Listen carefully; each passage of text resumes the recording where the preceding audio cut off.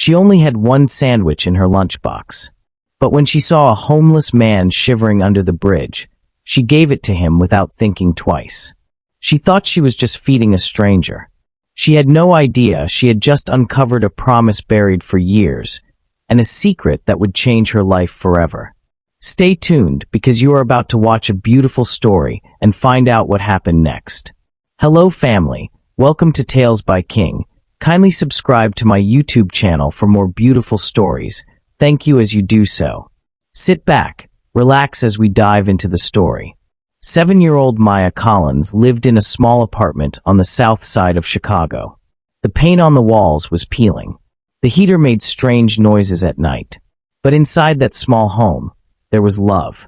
Every morning, Maya woke up before the sun fully rose. She could hear her mother, Elena Collins, moving quietly in the kitchen. Elena worked 2 jobs, cleaning offices at night and serving breakfast at a diner in the morning. She was always tired, but she never complained in front of Maya. "Mama," Maya would say, rubbing her sleepy eyes. "Did you sleep at all?" Elena would smile softly. "A little is enough." That morning felt colder than usual. The window glass looked foggy from the chilly air outside. Elena packed Maya's lunch carefully. 1 peanut butter sandwich, 1 small apple, and a folded napkin. Elena paused for a second before closing the lunchbox. "I wish I could pack more," she whispered. Maya noticed the sadness in her mother's eyes. "It's okay," Maya said brightly. "I like peanut butter." It wasn't completely true. She sometimes wished for juice boxes like other kids, or cookies, but she knew money was tight. She never wanted her mother to worry.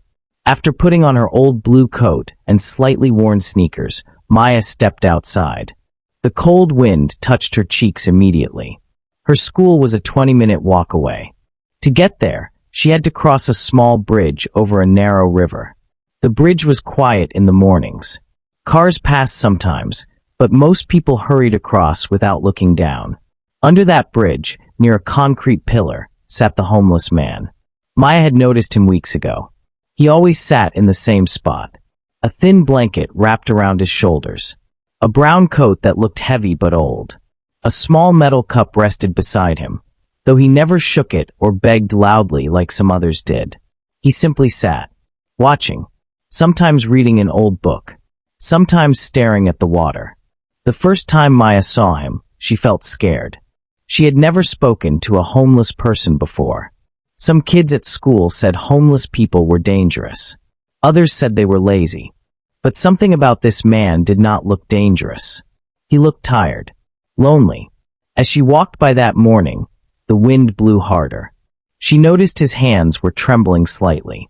His beard moved with the breeze. His eyes were fixed on the river, but they looked far away. Maya slowed down. Her heart beat faster. She looked at her lunchbox, then at him. She kept walking, but after 5 steps, she stopped completely. Her mother's voice echoed in her head. "Kindness does not wait for comfort." Maya turned around.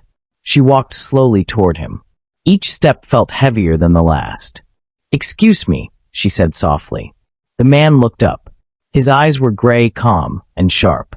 Not dull, not confused, just quiet. "Yes," he replied gently. Maya swallowed. "Are you hungry?"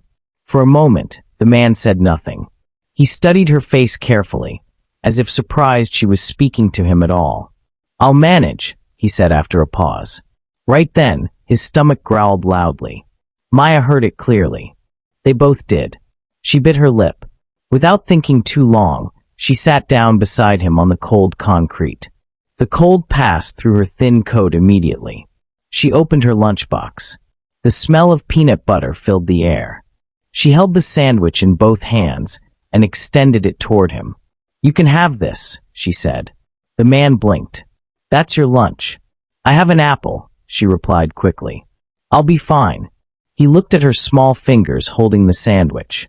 His expression changed. Something in his eyes softened deeply. "Why?" he asked quietly. Maya shrugged.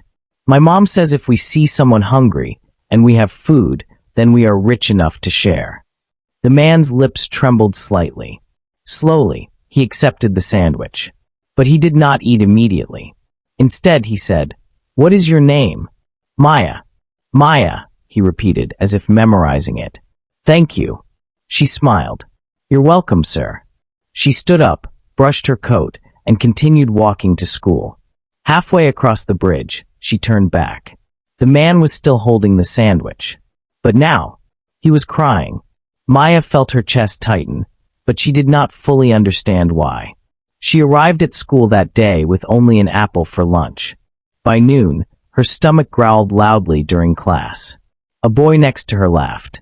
"Did you forget your food?" he teased. Maya simply smiled and shook her head. She did not tell anyone what she had done. She did not want praise. She did not want attention. That afternoon, when school ended, she hurried back to the bridge. The man was still there. This time, when he saw her, he smiled before she spoke. A real smile. "Hello again, Maya." She felt warm inside. But what Maya did not see. Across the street, parked behind a row of trees, was a black luxury car. Inside the car, a well-dressed driver sat in the front seat. In the back seat, another man watched quietly through slightly tinted windows. He had seen everything. The sandwich, the conversation, the kindness. And as Maya disappeared down the sidewalk, the man in the car said something surprising. "Cancel my afternoon meetings." The driver turned slightly. "Sir." "Tomorrow," the man said calmly. "I'm sitting under that bridge." And that was how a simple peanut butter sandwich began something far bigger than Maya could ever imagine. The next morning, Maya woke up earlier than usual. She sat up in her small bed and looked at her lunchbox on the table.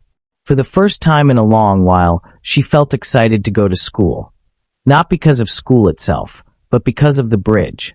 Because of him. In the kitchen, her mother Elena was tying her apron. "You're up early," Elena said gently. "Mama," Maya asked carefully, "can we make 2 sandwiches today?" Elena paused. "2. One for me, and one for someone else." Elena studied her daughter's face. Maya did not look playful. She looked serious. After a quiet moment, Elena nodded. She opened the bread bag again. That morning, the peanut butter jar was scraped almost empty. Elena used a spoon to collect what was left, spreading it thinly across the bread. 2 small sandwiches. Not perfect, but enough. When Maya reached the bridge, her heart beat fast. The cold wind brushed against her cheeks again. The river below moved slowly. And there he was, sitting in the same place. But something was different. His posture was straighter.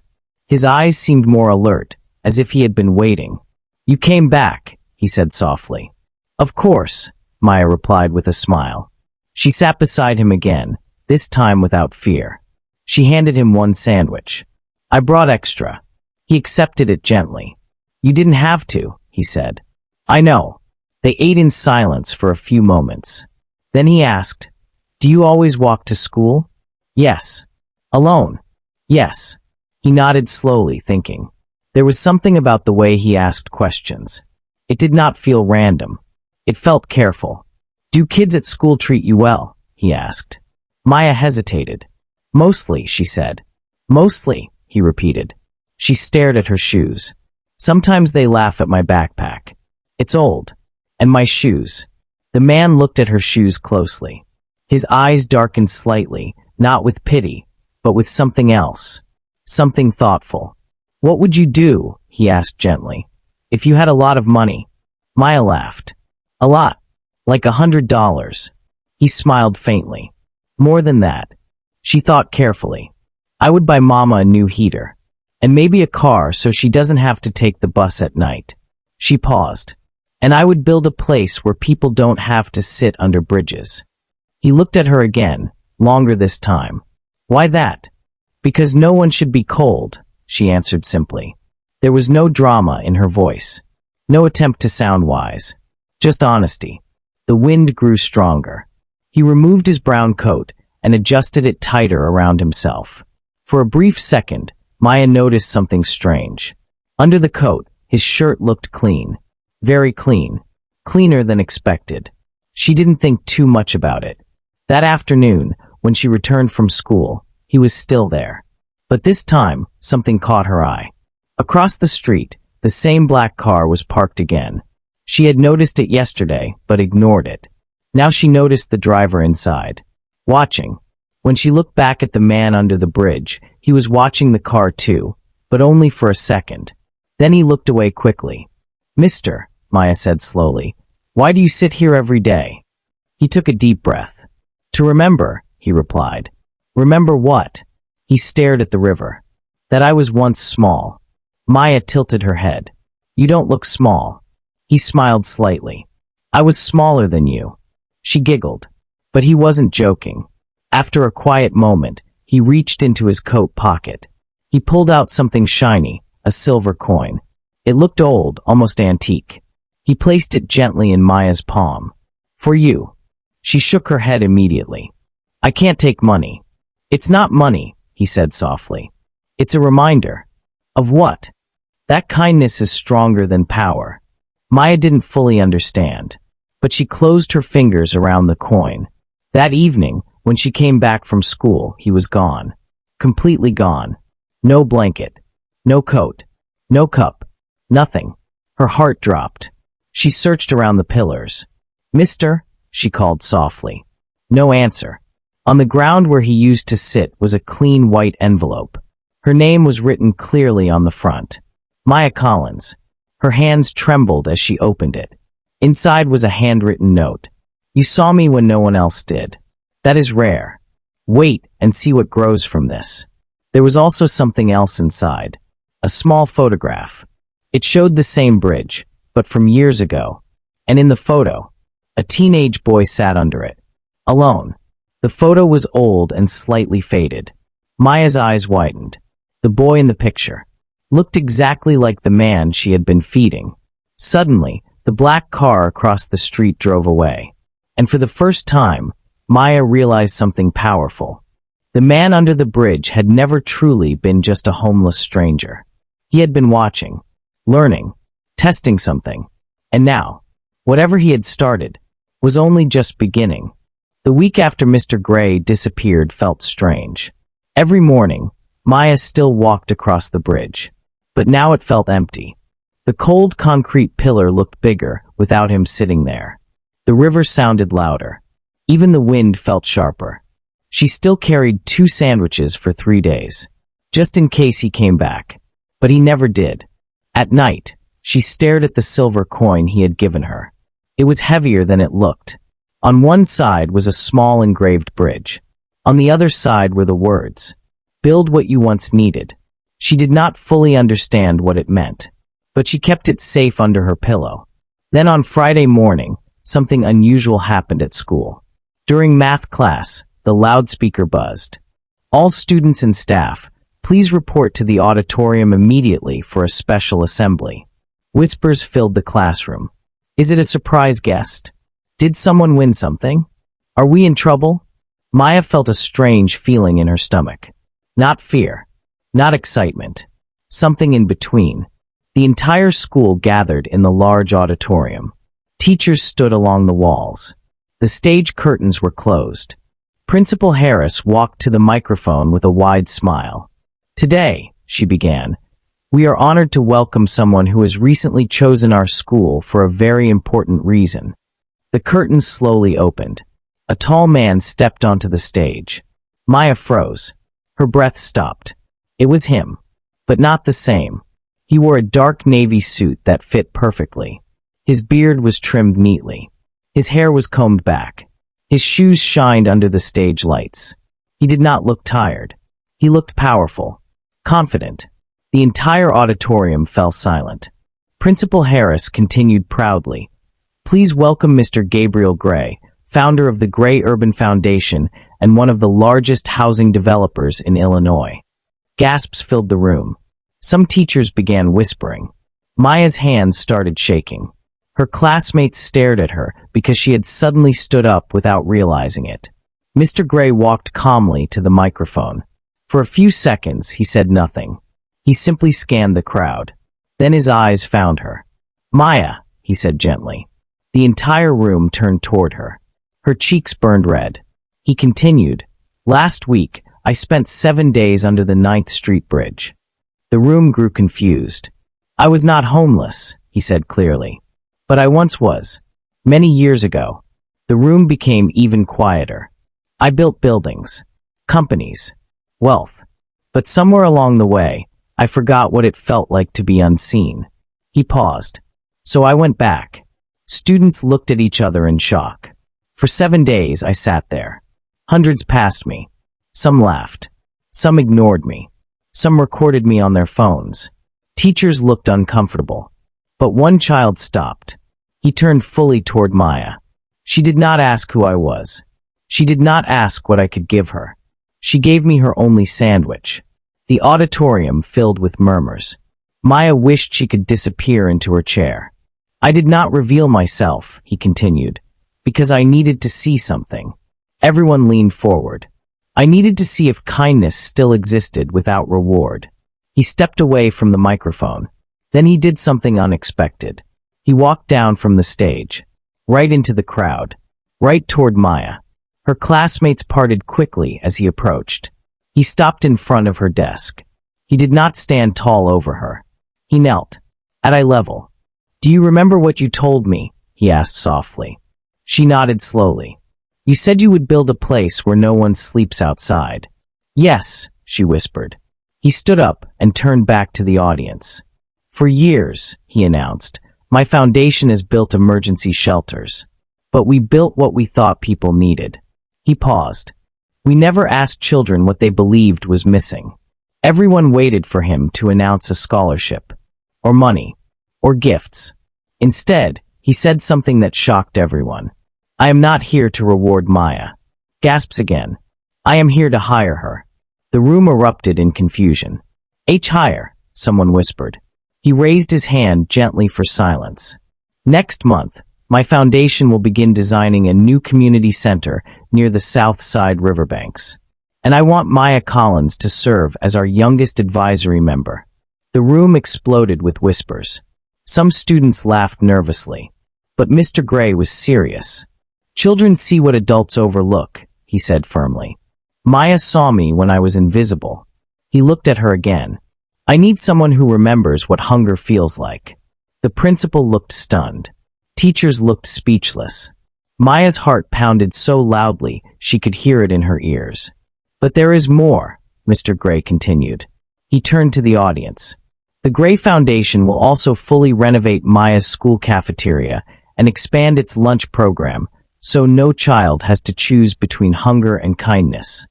Now the room erupted in applause. Students cheered. Teachers wiped tears. But Maya felt something else. Confusion. She slowly stood up. "Sir," she said softly. The room went quiet again. "Yes, Maya." She swallowed. "Will the center only be for homeless people?" He smiled gently. "No." She shook her head. "Then it should also have a place for moms who work too much, and kids who feel embarrassed." The room became silent again. Mr. Gray's expression changed. That wasn't in his speech. "Why?" he asked carefully. "Because sometimes people are not homeless," she said quietly. "But they still feel alone." The silence grew heavier. Mr. Gray looked at her with something new in his eyes. Respect. He nodded slowly. "You're right." Then he turned to the crowd again. "The Maya Bridge Center will not just be a shelter." He paused. "It will be a place for dignity." Applause filled the room louder than before. But as the cheering continued, Maya noticed something strange. Behind Mr. Gray, standing near the side curtain, was a man in a dark suit she had never seen before. The man was not clapping. He was watching. Watching Mr. Gray. Watching her. His expression was cold. Calculating. And for a brief moment, Mr. Gray's eyes met that man's. Something passed between them. Something serious. The applause drowned it out. But Maya felt it. And she did not know yet that the real reason Mr. Gray had come back to that bridge had nothing to do with testing kindness. It had to do with something unfinished from his past. Something connected to that bridge. And now, Maya was standing right in the middle of it. After the assembly, the entire school buzzed with excitement. Students crowded around Maya. "Are you going to be famous?" Are you getting rich? Can you bring us to the new center? Maya felt overwhelmed. She wasn't thinking about fame. She was thinking about the man behind the curtain, the one who did not clap. Later that afternoon, Mr. Gabriel Gray asked to meet Maya and her mother privately in the principal's office. Elena Collins sat nervously in a chair, holding her worn handbag tightly. "I don't understand," she said softly. "Why my daughter?" Mr. Gray looked calm, but serious. "Because your daughter sees what adults forget to see." He paused, then added quietly, "And because she helped me finish something I started years ago." Elena frowned slightly. "Finish what?" Mr. Gray looked toward the window.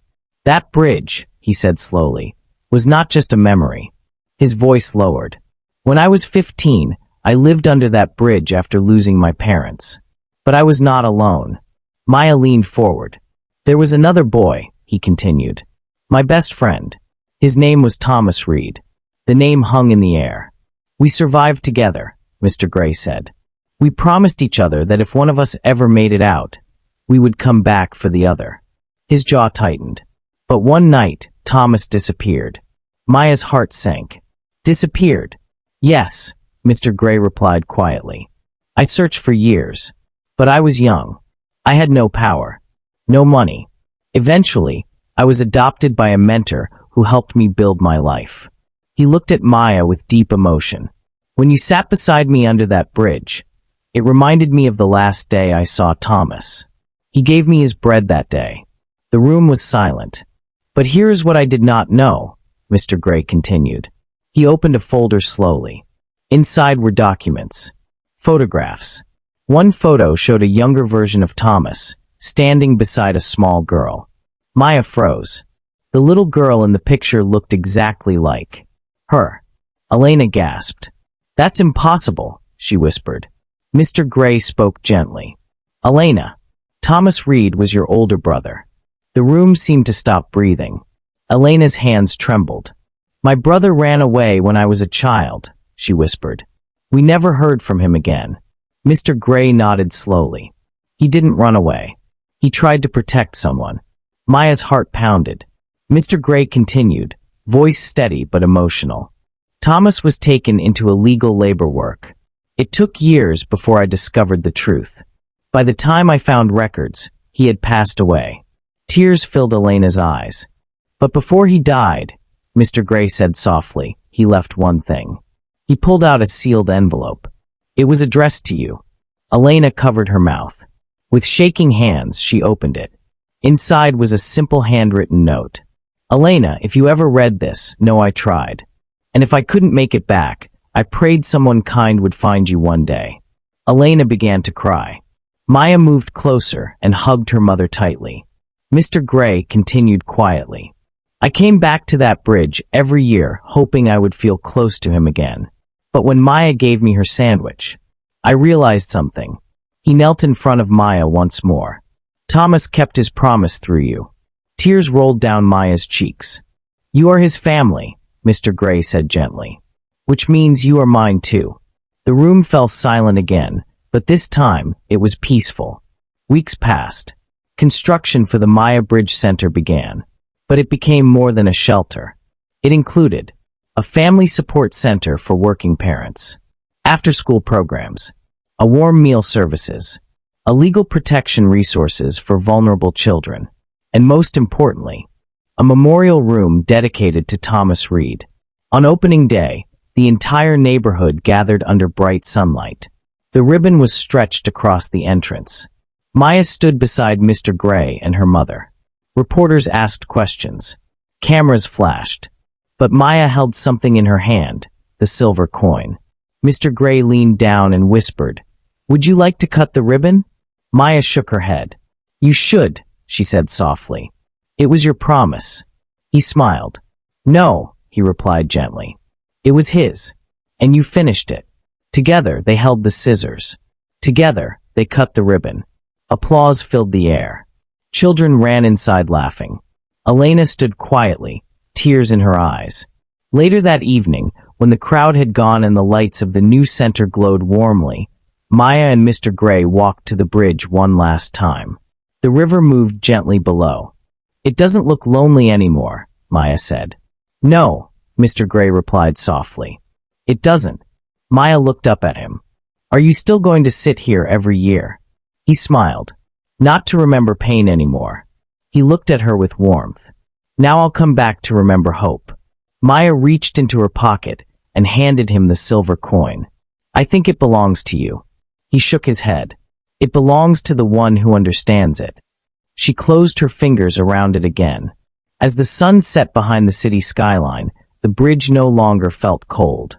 It felt alive, because one small girl had shared her lunch, and unknowingly reunited a broken promise. She did not just feed a man. She healed a family. She restored a promise made under concrete and cold nights. And she proved something unforgettable. Sometimes the smallest act of kindness does not change a stranger's life. It reveals that they were never strangers at all. And from that day forward, the bridge was no longer a place of survival. It became a symbol of love kept, promises honored, and a family finally made whole. That brings us to the end of this video. I hope you find this story worth watching. If you do, kindly subscribe to my YouTube channel for more beautiful story, like, comment, and share this video to your friends and loved ones. Your support and engagement encourage me to post more videos. Thanks for watching.